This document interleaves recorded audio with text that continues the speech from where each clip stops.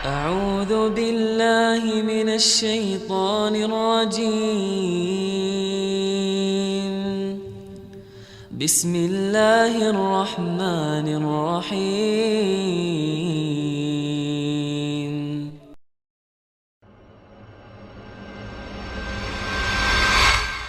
Hadirin yang dirahmati oleh Allah Subhanahu wa taala, kita akan kedatangan tamu ya, tamu yang luar biasa, tamu yang istimewa, tamu yang bernama Rajab. Allah Subhanahu wa taala berfirman dalam surat At-Taubah ayat 36, "Inna iddatash syuhuri indallahi 12 syahra fi kitabillah yauma khalaqas samawati wal ard minha arba'atun hurum." Sesungguhnya jumlah bulan di sisi Allah Subhanahu wa taala ada 12 bulan. Ketika Allah ciptakan langit dan bumi. Dan di antara 12 bulan tersebut Allah ciptakan 4 bulan yang mulia atau yang biasa dikenal dengan 4 bulan haram. 4 bulan yang mulia atau yang biasa dikenal dengan 4 bulan haram. Nabi SAW bersabda dalam hadis Bukhari, "Thalathun mutawaliyat", 3 bulan datang berturut-turut, Dzulqa'dah, Dzulhijjah, Al-Muharram, terus yang berikutnya War-Rajabu Mudhar, dan bulan Rajab. 3 berturut-turut, lalu ada jeda, lalu Rajab.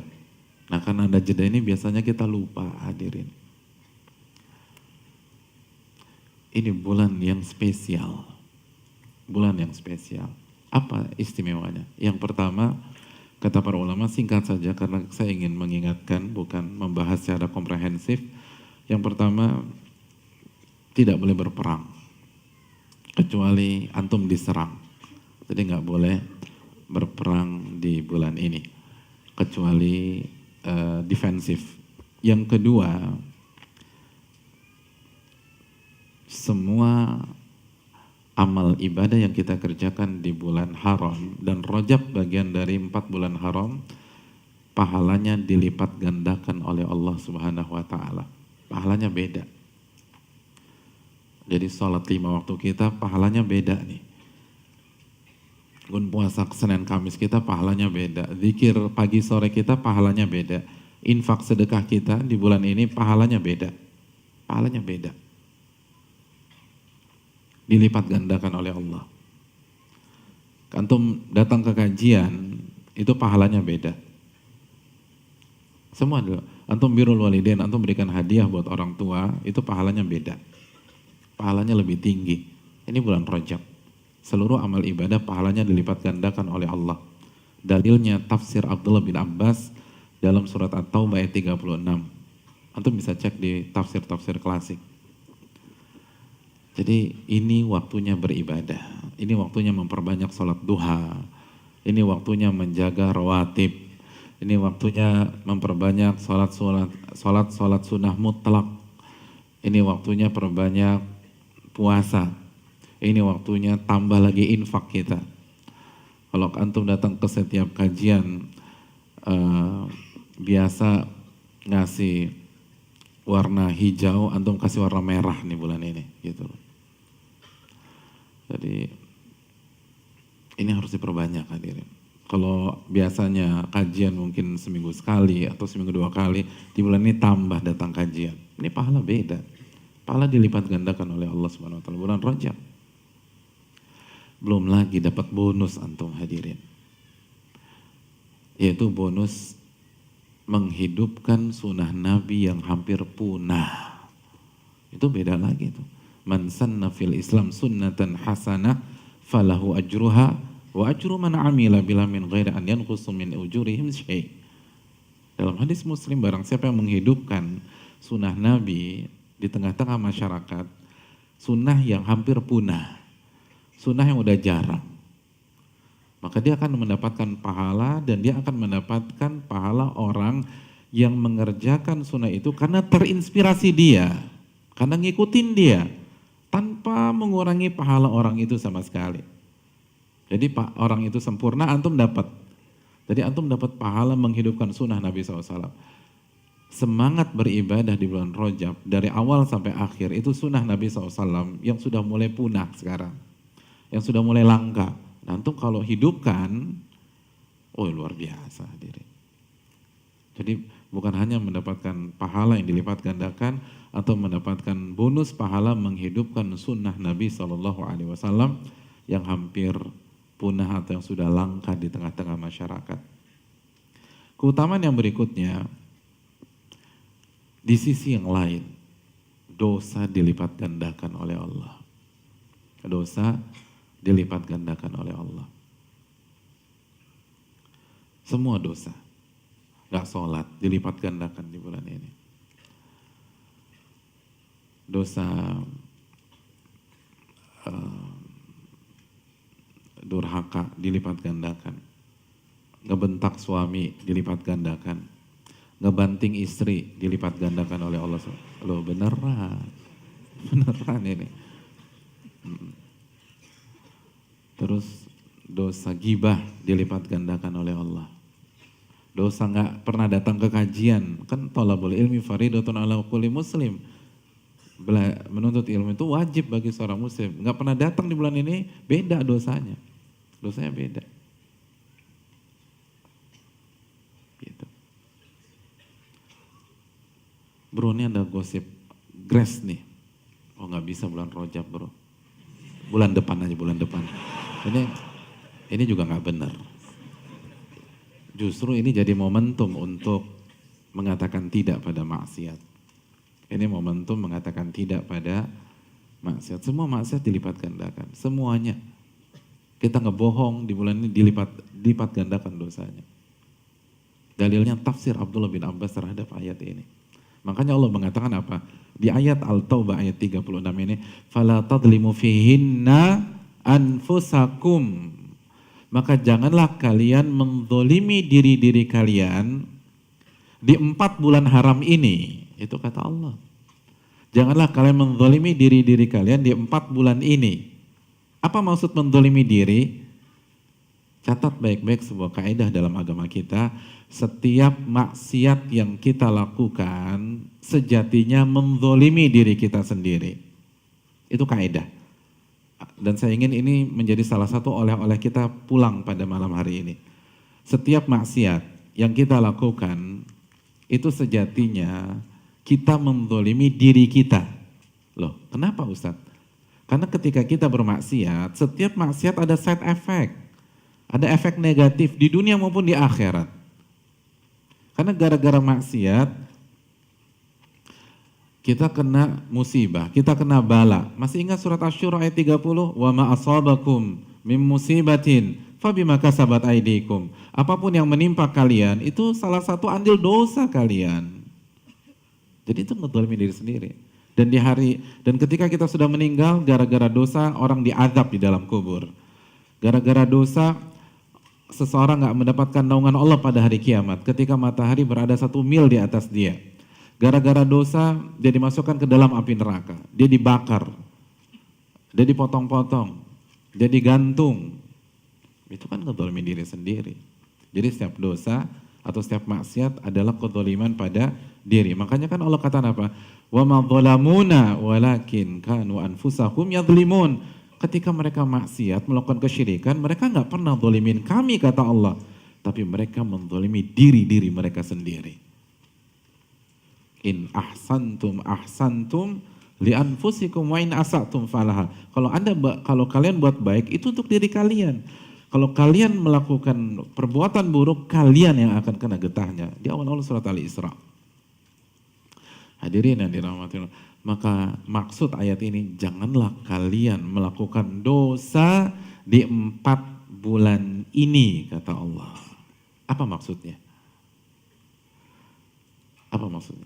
Janganlah kalian melakukan dosa di 4 bulan ini.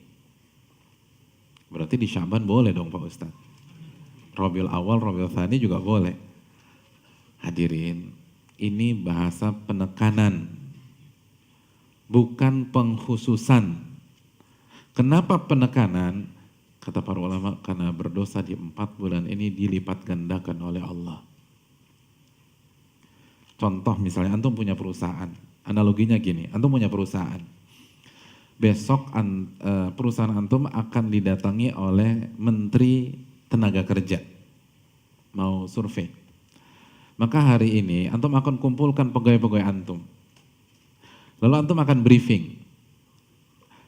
Salah satu isi briefing itu mengatakan, besok jangan ada yang datang terlambat.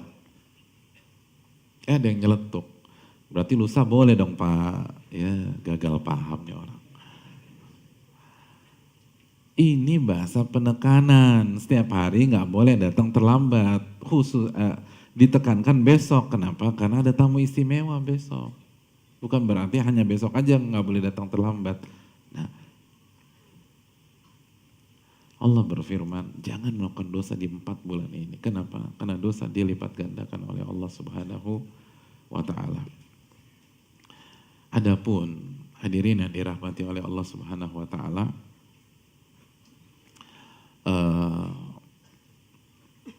amal-amal apa saja yang kita kerjakan di bulan Rajab dan apa fadilahnya mengerjakan ibadah di bulan Rajab atau amalan-amalan tersebut di bulan Rajab. Saya ingin to the point saja sama antum. Kita langsung buka saja penjelasan dari pakar hadis kita, Al-Imam Ibnu Hajar Al-Asqalani rahimahullah, ulama hadis dari madhab Syafi'i, ulama kebanggaan kita, pensyarah Sahih Bukhari. Al-Imam Ibnu Hajar Al-Asqalani itu punya buku khusus, judulnya Tabyinul Ajab Bima Warada fi Syahri Rajab. Buku ini khusus mengkaji tentang riwayat, keutamaan, dan hadis tentang bulan Rajab. Apa kesimpulan beliau? Di halaman-halaman awal, beliau mengatakan begini, Lam yarid fi fadli syahri Rajab, wala fi siyamih, wala fi siyami syai'in minhu muayyan, wala fi qiyami lailatin makhsusatin fih, hadithun sahihun yasluhu lil hujjah. Kata beliau, tidak ada satupun riwayat dan hadis yang berbicara tentang keutamaan bulan Rajab atau puasa di bulan Rajab atau puasa di sebuah hari di bulan Rajab atau sholat qiyamul lail di malam-malam tertentu di bulan Rajab, hadis yang sahih yang bisa dijadikan hujjah. Gak ada satupun hadis yang sahih. Bukan kata saya, kata Al-Imam Ibnu Hajar Asy-Syafi'i rahimahullah. Terus beliau katakan, ini bukan pendapat saya pribadi. Waqad sabaqani ilal jasmi bidzalika al-Imam Abu Ismail Al-Harawi Al-Hafidh. Dan sebelumnya sudah ada ulama yang memastikan kesimpulan di atas, ulama yang bernama Al-Imam Abu Ismail Al-Harawi Al-Hafidh. Jadi itu keterangan dari Al-Imam Ibnu Hajar. Lalu di satu poin lagi beliau juga menyampaikan di halaman-halaman awal ya, ada beberapa cetakan. Kalau cetakan saya di halaman ke-33, di halaman 33 ini beliau mengatakan, wa ammal ahadithul waridatu fi fadli Rajab au fadli siyami au siyami syai'in minhu sarihatun fahiya ala qismaini dha'ifa wa maudu'ah. Adapun hadis-hadis yang berbicara tentang keutamaan bulan Rajab atau keutamaan puasa di bulan Rajab atau puasa di sebuah hari bulan Rajab, maka hadis-hadis itu terbagi menjadi 2 kelompok, 2 kelas. Jadi beliau mau membuat klasifikasi. Seluruh hadis yang berbicara tentang keutamaan bulan Rajab, puasa bulan Rajab, itu kemungkinannya cuma 2. Yang pertama dhaifah, hadis-hadisnya dhaif, atau yang kedua wa maudu'ah, hadis-hadisnya palsu. Opsinya cuma dua. Kalau nggak dhaif, palsu. Jadi nggak ada satupun hadis yang sahih. Artinya, silakan perbanyak ibadah di bulan Rajab. Bukan karena ada fadilah khusus di sebuah hari di bulan Rajab atau hari-hari tertentu di bulan Rajab, tapi dasar kita karena bulan Rajab adalah satu dari 4 bulan haram yang dimuliakan oleh Allah Subhanahu wa taala di dalam surat At-Taubah ayat 36. Dan silakan perbanyak puasa di bulan Rajab. Karena sebagian salaf itu sangat semangat berpuasa di bulan haram. Dan di antara bulan haram adalah bulan Rajab. Al-Imam Nawawi dalam kitabnya Al-Majmu' Syarah Muhadzab, ini buku luar biasa. Imam Nawawi mengatakan, qala ashabuna, berkata sahabat-sahabat kami, wa minas shaumil mustahab shaumul al-ashhuril hurum. Di antara puasa-puasa sunnah adalah puasa di 4 bulan haram. Lalu Imam Nawawi menjelaskan Dzulqa'dah, Dzulhijjah, Al-Muharram, dan Rajab. Itu kata Imam Nawawi. Dan diriwayatkan sebagian para salaf semangat puasa di 4 bulan ini. Di antaranya Ibnu Umar, Al-Hasan Al-Basri, Abu Ishaq, bahkan Sufyan Ats-Tsauri, salah satu ulama besar, mengatakan Al-Ashhurul Hurum ahabbu ilayya an asuma fiha. 4 bulan haram adalah waktu yang paling aku sukai untuk berpuasa sunnah. Jadi 4 bulan haram adalah favoritku nih untuk puasa sunnah. Jadi perbanyak puasa sunnah. Dan memperbanyak puasa sunnah di 4 bulan haram, hadirin. Dan di antara 4 bulan haram, bulan Rajab adalah madhab mayoritas para ulama, jumhur para ulama. Ini adalah madhab Hanafiyah, Malikiyah, Syafi'iyah, dan sebagian Hanabilah. Jadi madhab Hanafiyah, Malikiyah, Syafi'iyah, dan sebagian Hanabilah mensunahkan memperbanyak puasa di 4 bulan haram, dan di antara 4 bulan haram itu Rajab. Tapi yang perlu diingat adalah nasihat para ulama, salah satunya nasihat Imam Syafi'i, jangan puasa full. Kenapa? Karena para ulama tidak suka jika kita berpuasa di sebuah bulan seperti kita berpuasa di bulan suci Ramadan.